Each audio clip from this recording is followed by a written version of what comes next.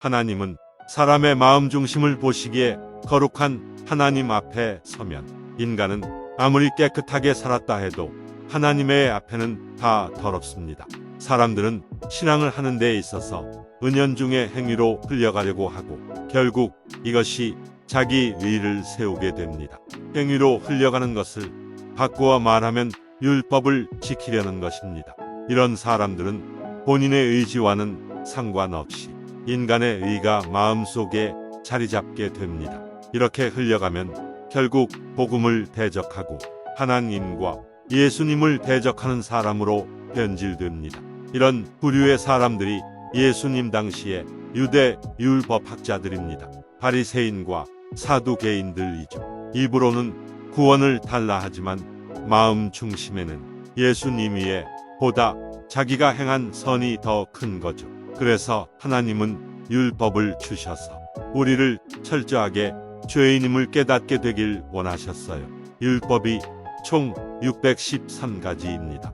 이것 중에 하나만 어겨도 모두 범한 자라고 하셨는데 우리가 하나도 지키기도 힘든데 어떻게 다 지킬 수 있나요? 마음에 미워하는 자는 살인한 자요 라고 했는데 손으로 살인은 안 할 수 있지만 하나님은 마음 중심을 보시기에 미워만 해도 살인한 자라고 하셨어요.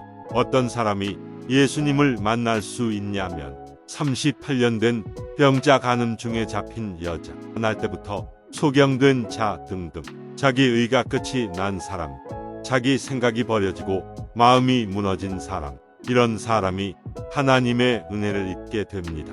100% 예수님의 은혜가 아니면 안 되는 사람, 그 사람에게 예수님은 찾아오세요. 말씀으로 오셔서 구원의 진리를 깨닫게 하십니다. 진짜로 착하게 살아보려고 발버둥도 쳐보고 산기도, 새벽기도, 부흥회 모두 전심으로 쫓아가보지만 결국 나중에는 안 되는 자기를 발견하고 포기가 옵니다. 대충 율법을 지켜서 그렇지 전심으로 지켜보려고 애를 써본 사람은 나는 선을 행해서 율법을 지켜서 의롭게 될 수 없구나, 복을 받을 수 없는 사람이구나 하고 마음 중심에서 이 소리가 나오게 되어 있습니다. 이게 신앙하는 데 있어서 상당히 중요한 기점이 되는 주제라서 아무리 강조해도 지나치지 않는 주제입니다. 성경은 우리 마음의 세계를 그려놓고 마음이 흘러가는 길을 그려 놓아서 예수님에게 도달하도록 해놓은 책입니다. 그래서 율법은 그리스도에게 인도하는 몽학선생이라고 성경은 말합니다. 죄를 사함받은 거듭난 그리스도인들에게 하나님께서 선물로 무엇을 준다고 했나요? 성경 사도행전 2장 38절을 한번 보겠습니다. 베드로가 가로되 너희가 회개하여 각각 예수 그리스도의 이름으로 세례를 받고 죄 사함을 얻으라 그리하면 성령을 선물로 받으리니, 이 말씀처럼 죄를 사함 받은 사람에게는 성령이 선물로 주어집니다. 이 성령은 거룩한 영으로서 죄가 없는 마음에 임하는 영입니다. 이 성령은 곧 하나님입니다. 성부, 성자, 성령을 삼위일체라고 하며 모두 한 인격체입니다. 삼위일체라는 용어는 성경에 없으며 신약 교리를 연구하는 학자들에게 만들어진 언어라고 보시면 됩니다. 그래서 성령을 모신 사람은 하나님과 하나 된 사람입니다. 다시 말하면 하나님의 자녀라는 의미입니다. 이 말을 바꾸어 말하면 마음에 죄가 없는 사람은 하나님의 자녀이자 동시에 천국 백성이며 구원받은 자, 거듭난 자라고 말할 수 있습니다. 반대로 마음에 죄가 있는 사람은 하나님과 아무 상관이 없는 자이며 동시에 구원받지 못한 자, 거듭나지 못한 자입니다.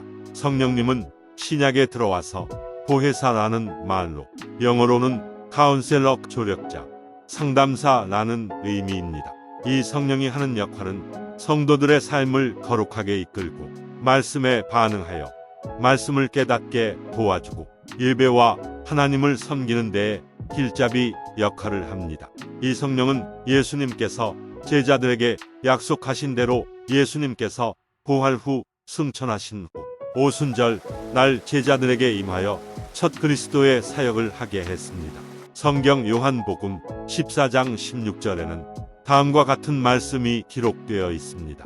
보혜사 곧 아버지께서 내 이름으로 보내실 성령, 그가 너희에게 모든 것을 가르치시고 내가 너희에게 말한 모든 것을 생각나게 하시리라. 이 성령이 임한 거듭난 그리스도인들이 자신의 삶을 막 살아갈까요? 죄가 속해졌다고 그럼 앞으로 죄 막 지어도 되겠네 할까요?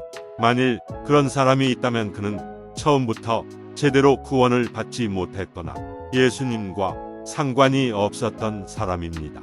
대개 이런 질문을 하는 사람은 10중 8구 거듭나지 못했거나 죄사함을 받지 못한 사람입니다. 이런 생각을 가지고 있는 사람은 지극히 인간적인 테두리 안에서 하나님의 말씀을 이해하려고 하는 사람입니다. 당연히 인간적인 눈으로 보니 말씀도 육신의 생각 안에서 해석하는 오류를 범할 수밖에 없습니다. 하나님의 생각은 인간의 생각과 너무나 다른 세계에 있습니다.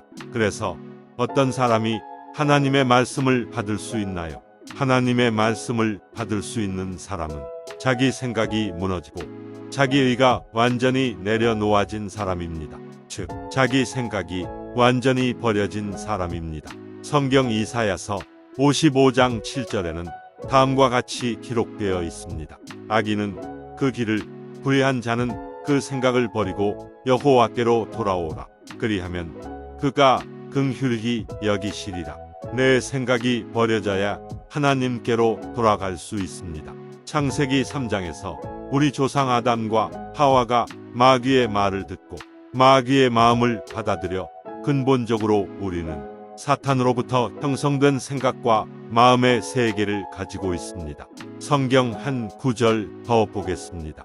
요한복음 8장 44절입니다. 너희는 너희 아비 마귀에게서 났으니 너희 아비의 욕심을 너희도 행하고자 하느니라. 다시 말하지만 우리 인간은 근본 마귀의 자식입니다. 그래서 거듭나지 않으면 누구를 불문하고 지옥에 갈 수밖에 없습니다. 요한복음 3장 3절에서 예수님께서 직접 다음과 같이 말씀하십니다. 사람이 거듭나지 아니하면 하나님 나라를 볼 수 없느니라. 오늘은 여기까지 하겠습니다. 감사합니다.